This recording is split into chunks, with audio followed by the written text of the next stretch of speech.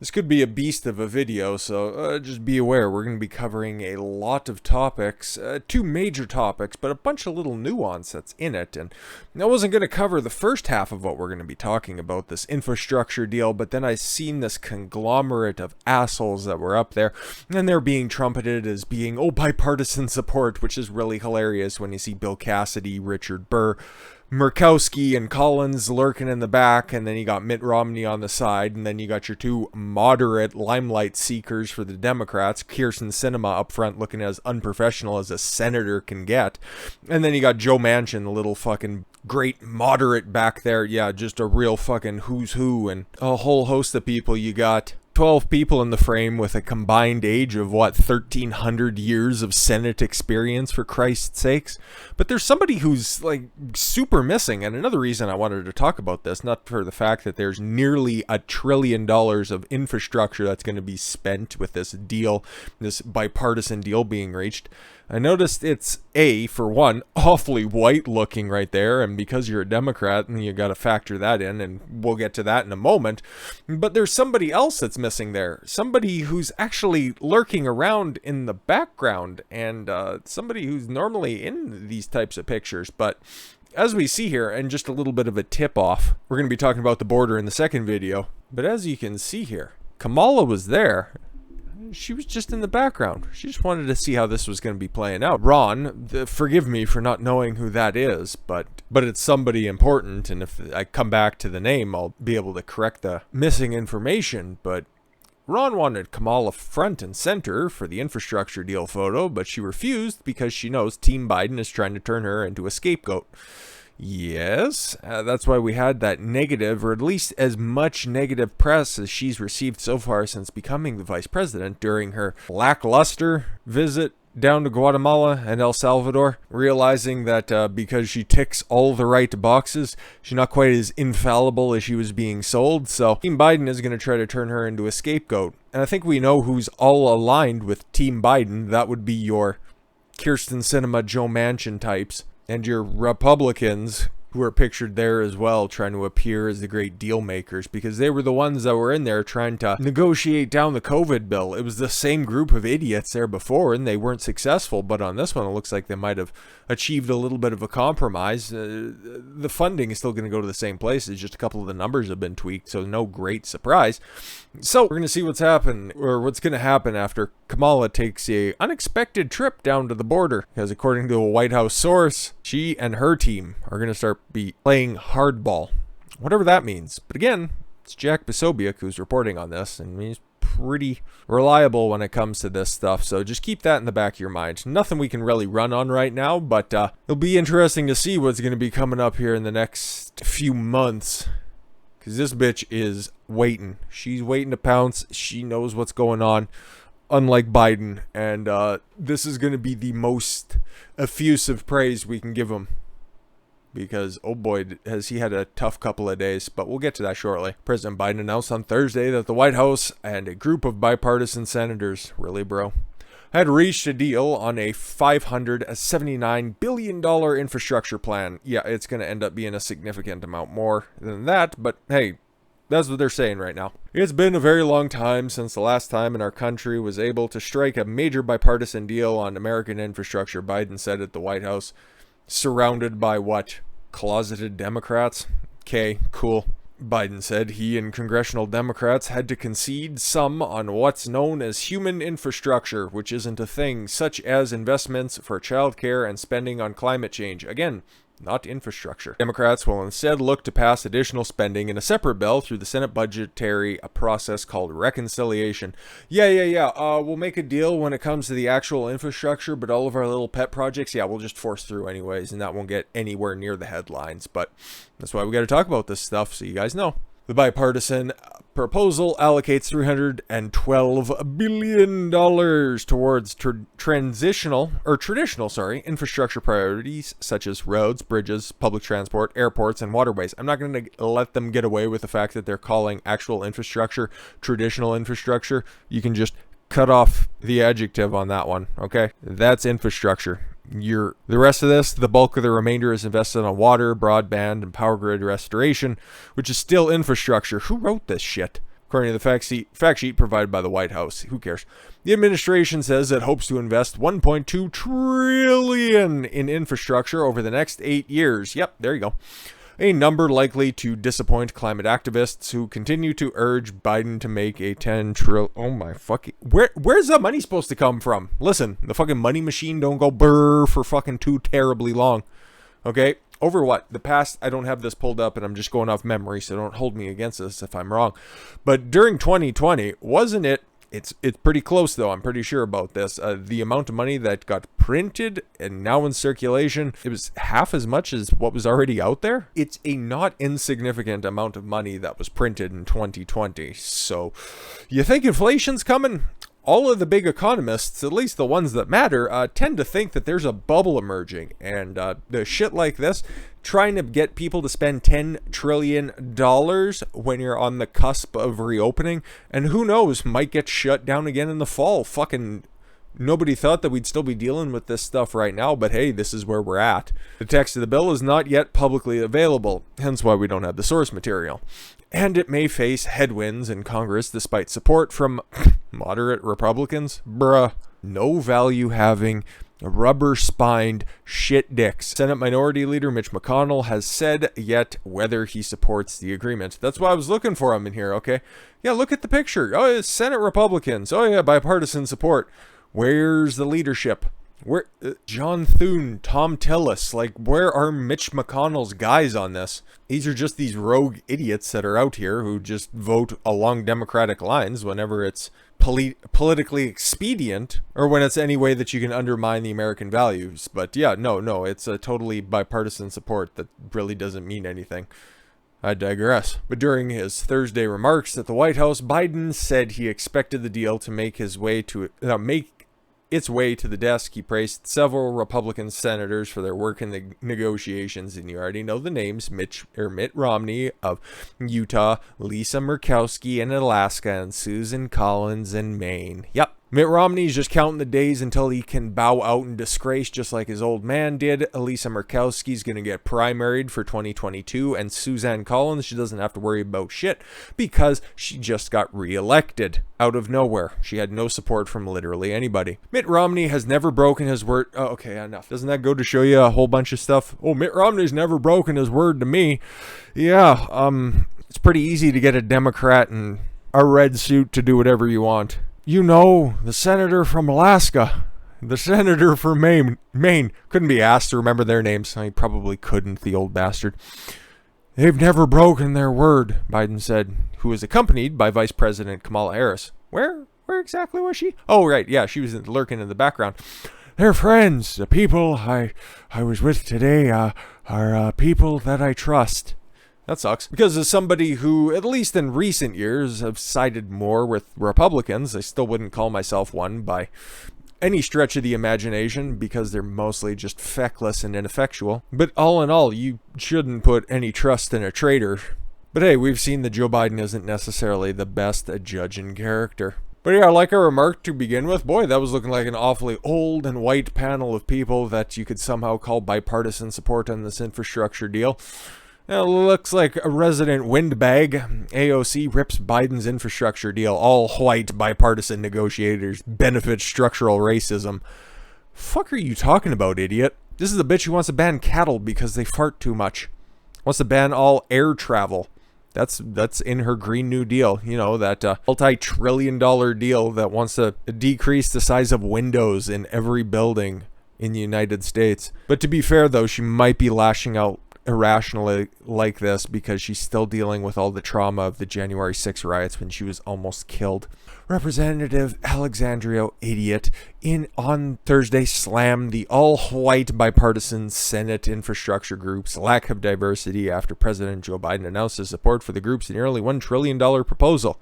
Okay, you could have pulled any other token Democratic senator out there and they still would have been on the panel anyways and they still would have voted for it, so what's your point? Your entire party's going to vote for this regardless. So what are we doing here? You're just trying to grandstand and grab your own headlines because you can't stand not being talked about every fucking day. The diversity of the bipartisan coalition pretty perfectly conveys which communities get centered and which get left behind when leaders prioritize bipartisan deal-making over inclusive lawmaking. That's retarded, which prioritizes delivering the most impact possible for the most people. Yeah, it's almost like when you're in a...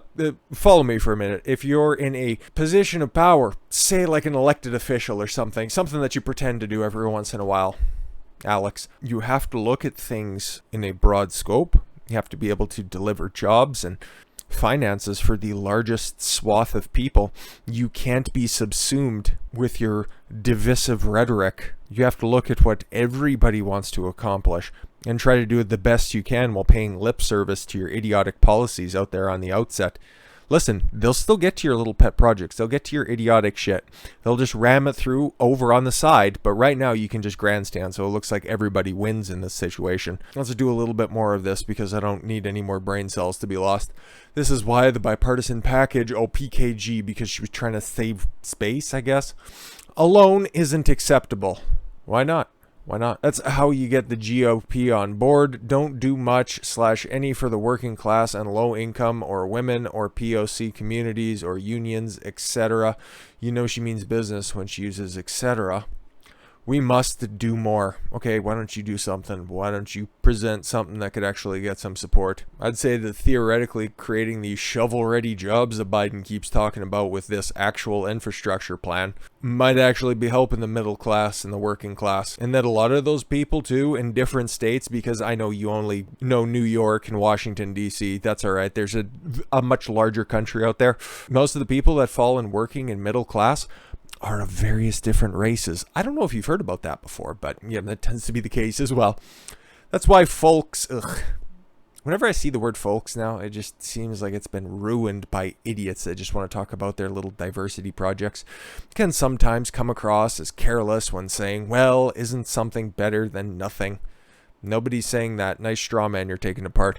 For many communities, there's not having a seat at the table in a precondition for a bipartisan deal to work in the first place, and that's not only seen as normal but valued. Meanwhile, the representatives of included communities object to the exclusion and marginalization required to make many bipartisan deals work. Okay, enough with this fucking blowhard. Do you offer any sort of solutions, or are you just gonna bitch about the nebulous people of color out there that get excluded by roads because roads are racist now?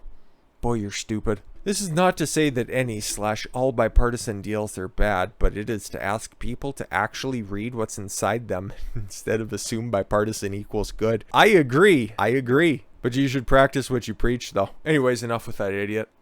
The proposal allots $550 billion of fresh spending on roads, bridges, and other infrastructure projects, which we already went over. And yeah, another face I couldn't pick out of the crowd was Rob Portman, who also voted to either impeach Trump or he voted for that third unnecessary commission for the January 6th riot. Can't quite remember. But yeah, once we get more details on this bipartisan package, I guess we'll be able to go over it. But as it stands right now, we just have a lot of posturing, a lot of idiotic takes, and what else can you do about it? Biden had a follow-up on this one. It's creepy, it's weird, it's unsettling, and it's just another instance of the old man is losing it. Okay, I'm going to play some of this video for you guys because I find it hilarious, sort of. People are waiting for relief. $1.9 trillion relief so far. They're going to be getting checks in the mail that are consequential this week for childcare. A lot has been happened already, number one. Number two, I'm going to fight like heck to get them the rest of what I think has to be done. I'm going to be... Fight like heck? Oh my God, those are insurrectionist words out there. If he's going to be doing that in the White House, oh my God, everybody hunker down. Oh my God, he's giving us a warning. I hear a dog whistle. Right. Anyways, back to the idiot. Going around the country, spending time, making the case to the American people that this just isn't about showing an identification that this is who I am when I vote. This isn't just about whether or not, you can provide water for someone standing in line while they're waiting to vote. This is about who gets to judge whether your vote counted after it's been cast. Think about it. Don't dismiss it at all. Just remind them, I wrote the bill on the environment. Why would I not be for it? Employers can't find workers. I said, yeah, pay them more. Stop it. Joe, you're so fucking weird, okay? It's something to do it once if you're trying to emphasize a point that you're making, but to do it, what, like 4, 5, 6 fucking times in a 20-some-odd minute impromptu press conference after you announce a big infrastructure bill? I don't know where you're going with this one, Joe, but it's a little bit fucking unsettling. President Joe Biden on a Thursday repeatedly whispered to reporters during an impromptu press conference at the White House, drawing bemused social media speculation and jokes about the really creepy exchanges. It's very much in character for the old man. On 3 separate occasions, Biden hunched over the lectern and the White House East Room and forcefully whispered to reporters. The awkward delivery seemed designed to emphasize his points while discussing a $1.2 trillion bipartisan infrastructure deal. Obviously, of course, that's what he was trying to do. But come on, how many times do you have to say, okay, actually what he was meaning to say was this, and you can kind of understand that he just tripped up on some of his words. Everybody does it, okay? And then if you're going to treat people like children because that part in your brain where it's supposed to have a little bit of a filter has started to rot away, and that you just see everybody who's in a lesser position than you as children and people that are just there to be bossed around by you. Okay, enough already. How many times do we have to start piling up all of these instances before we realize that there's a shit pile in the corner of the room that needs to be taken care of? But like I said, this video is going to be a beast, and now we're going to get into the second half of this. It actually means we're going to be going back in time, because yesterday Biden held another scripted event, didn't take any questions or anything, but he was up there once again just displaying his almost criminal lack of understanding of the Second Amendment. And he's going to be trying to curb firearm ownership even more than he has in the past. And it's even more frightening now because he really doesn't know what he's talking about. And he's put it on display fairly regularly. But like you can see here, Biden announced a series of executive actions backing gun control. This went through today. Biden announced a series of executive actions Wednesday confirming his support for gun control. The Second Amendment, from the day it was passed, limited the type of people who could own a gun to landowners, citizens. I don't know what you're referring to, Joe. And what type of weapon you could own. Oh, no. Biden said you couldn't buy a cannon. Oh, no, that's just wrong. That's just incorrect. That's in the Federalist Papers. Thomas Jefferson was specifically asked, and you can find this, about if it's all right to own a cannon for defense. And I know I've referenced this before, and Thomas Jefferson replied in kind. It's like, of course you can, and I would be delighted if you would send me a sketch of what you're trying to do, how you're trying to defend your vessel. That would be wonderful. This guy's the president, and he doesn't even understand that. That's not shocking whatsoever. Biden continued to make a somewhat confusing reference to Thomas Jefferson's famous Tree of Liberty quote, the Tree of Liberty must be refreshed from time to time with the blood of patriots and tyrants. Is the quote, yes. And here's what Biden had to say. Those who say the blood of patriots, and all that stuff about how we're going to have to move against the government. Oh my God. Oh, listen, I've heard some complaints and some people trying to rationalize the fact that he said, you guys remember the quote, he was trying to say, we hold these truths to be self-evident. We're one nation under the the thing. People were trying to say that he was around a bunch of people who were of a diverse background, and he didn't want to say God because his handlers told him that wouldn't be inclusive enough. I've heard that very, very gigantic reach out there. I just think that he's too stupid to realize that, but this is another one of those instances where everybody who's heard the quote knows the quote because it's a memorable quote. And once again, here's another one of those little pieces of shit you can fling onto the pile and realize that this dude ain't fucking got it anymore. And as soon as Kamala starts playing hardball, I think we know who the winner's gonna be, especially because I think we know whose horse is being backed by the Clintons. I'm just saying, if we hear a story about Joe taking a trip, we know he just recently lost the dog, so keep that one in mind as well. If you think you need to have a weapon to take on the government, you need F-15s and maybe some nuclear weapons. That's frightening for the president to say, because the entire reason, okay, even that's the part that's supposed to be irrefutable about the Second Amendment, okay? It is supposed to be about having a well-armed militia as well, and this is what some of the leftist idiots are like, see, it's not about individual gun control, it's about taking on if the government becomes too tyrannical. Yeah, a well-armed militia should the government become tyrannical. Okay? I'm paraphrasing, of course, because I don't know it offhand, but it's in there. It's fucking right there. And what is he doing? He's flaunting the government's tyrannical power, and if they were to use it, you would be an inconsequential bug. Listen, Joe, don't say the quiet parts out loud. Nobody would, at least in their right mind, think that they could purposefully overthrow the government, especially if, there was a couple dozen of them that went into your precious Capitol building and weren't even armed, but you guys were still scared of an unarmed group of boomers walking through the front door.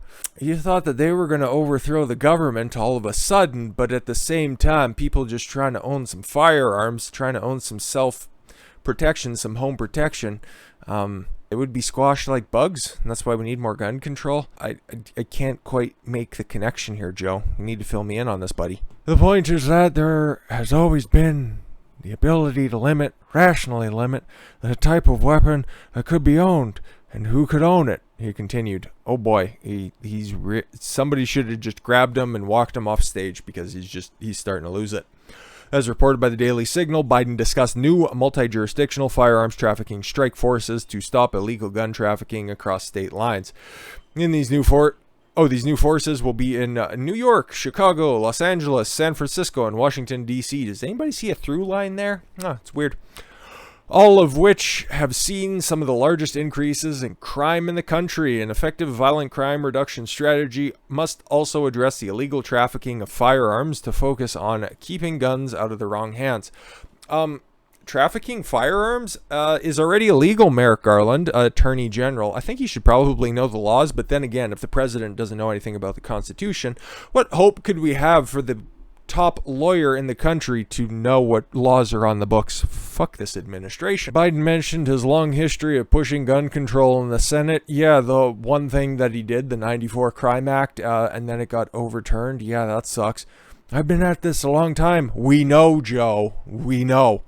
He said there are things we know that work to reduce gun violence and violent crime. Why haven't you done it? Since you become president, of violent crime spikes all over the country. What are you going to do about it?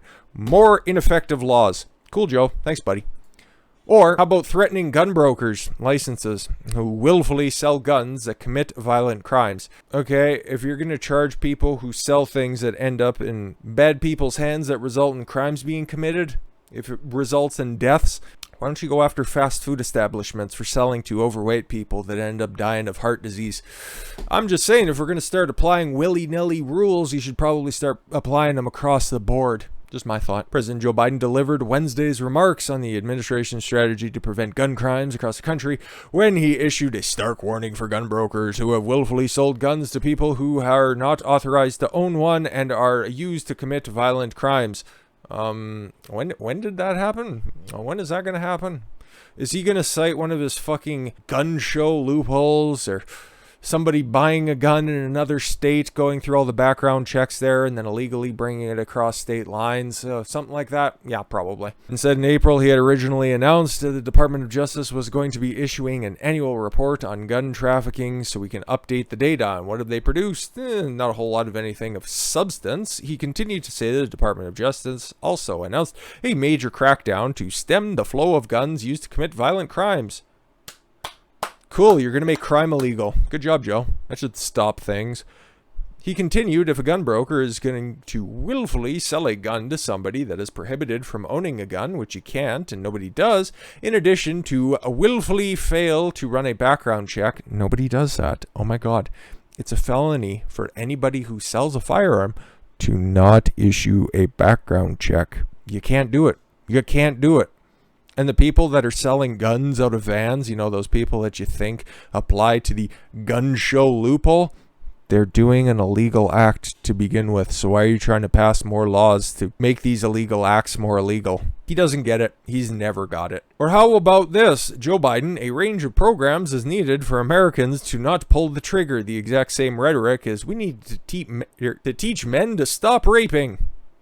It's not a problem. It's really not a problem. Again, these idiots are just chasing boogeymen. I don't get it. President Joe Biden delivered remarks Wednesday on the administration's strategy to prevent gun crimes across the country when he said that there are a range of programs he believes is needed to keep Americans from pulling the trigger, like stealing all your triggers. If you don't have one, you can't pull it. A reporter asked Biden if he feels there would be a most effective thing that the government can do to change the mindset of those who feel compelled to pull the triggers of guns. Oh boy, after his racist tirade, he would have said being engaged in the whole range of programs. Care to specify that, Joe? He continued to say that involves everything from mental health programs. Okay, again, it's another one of those buzzwords that Democrats like to throw out there, but never actually act on any of it. Instead, they just like to glorify it and put it in their Twitter bio. To start engaging with people earlier on and letting them know there's other options. Yeah, and if you're thinking about pulling the trigger, at least just choose a firearm that tastes the best for you. And get one of those suction activated triggers. We need to be making sure that when a child is young, they have access to real education. They do. They get started off on the right foot. Cool. I also agree that we should get rid of critical race theory in schools. In addition, he said when someone gets out of prison, someone should be making sure that they are not going to be detained or denied public housing. This has something to do with gun violence? What the fuck is going on here? And therefore, don't have to be back under the bridge where they were living before and they were able to get health care, etc. Holy fuck. Just like during his first and, to my knowledge, only real scheduled press conference out there, he was talking about infrastructure, and then all of a sudden he just started to go off on a tangent. Okay, this is exactly what's happening here. He had scripted questions, scripted people he can call on, and yet he still can't follow the fucking bullet points. Perhaps that's too triggering for him, because he wants people to stop pulling triggers and bullet points. I don't know, they might be called something different there in the modern day White House. So yeah, a big old infrastructure bill, which is just going to be, look at it, it's an infrastructure bill all about roads and actual stuff that we can use for real working class people out there. That's what we mean by bipartisan support, by a bunch of RINOs and just moderate idiot Democrats. And then meanwhile, all of the little pet projects are going to be coming up the side, and Joe Biden's not necessarily coming for your guns because, hey, guess what? He doesn't have to, because they have fighter jets and nuclear weapons. Oh my lord. But hey, we might be seeing a little civil war between the last remaining general, man in the picture, and Kamala Harris, who was actually also on the front lines, but she was yelling freedom at the same time. At least that's what one of her stories was, to look forward to in the near future. But she's going to have her hands busy, because we mentioned this in the beginning. She's going down to El Paso. She's going to go down and make sure that that border is taken care of. And where did that decision get spurned on from? Well, from the real president, that is. I thank you all very much for the gift of your time. Like I said, this one's a beast, and I don't blame you if you didn't get through all of it in one sitting. It's, yeah. I don't know how long it's going to be after we're done editing up, but I can see the timer down there, and it's pretty impressive. But we got a lot of stuff covered, guys. I've been Don Consuelo. I want you to follow your gut and get after it. Catch y'all later.